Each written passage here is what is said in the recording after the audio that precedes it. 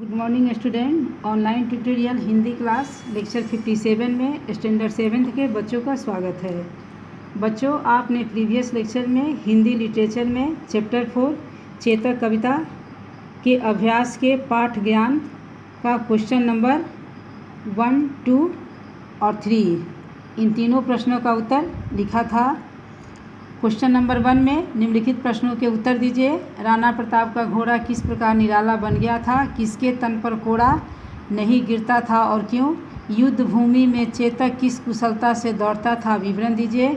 शत्रु की सेना पर चेतक किस प्रकार आक्रमण करता था? कविता के आधार पर चेतक की विशेषताओं का वर्णन कीजिए।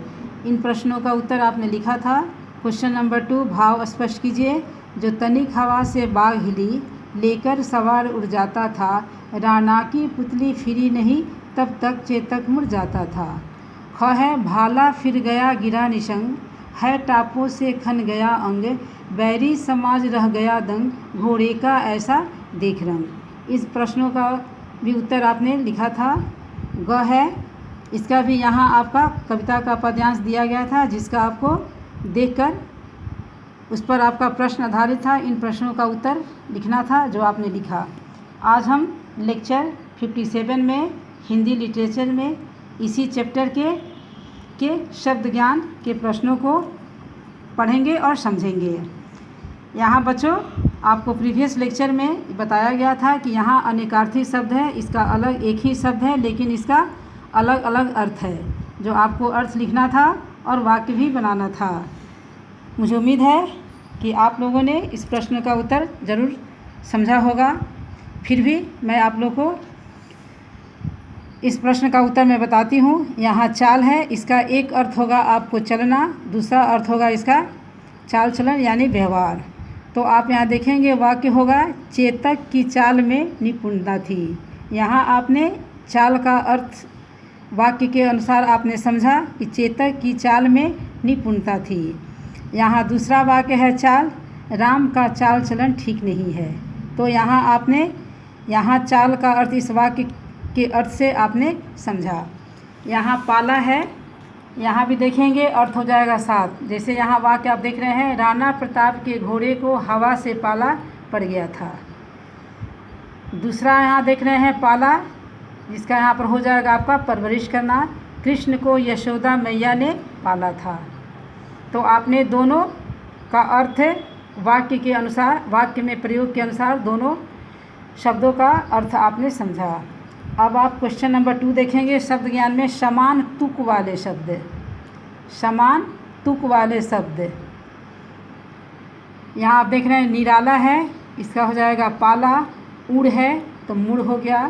कोड़ा घोड़ा, चालो भालो, यहाँ वहाँ, लहर ठहर, अंग निशंग, रंग दंग। यहाँ समान तुक वाले शब्द हो गया निराला, पाला, उड़, मुड़, कोड़ा घोड़ा, चालो भालो, यहाँ वहाँ, लहर ठहर, अंग निशंग, रंग दंग। क्वेश्चन नंबर 3 आप देखेंगे 3। यहाँ है दो पर्यायवाची शब्द लिखना है। यहाँ पर्यायवाची शब्द है तो सबसे पहले आप पर्यायवाची शब्द की परिभाषा जानेंगे कि पर्यायवाची शब्द किसे कहते हैं। तो बच्चों, आपने प्रीवियस क्लास में पढ़ा होगा कि समान अर्थ बताने वाले शब्द को पर्यायवाची शब्द कहते हैं।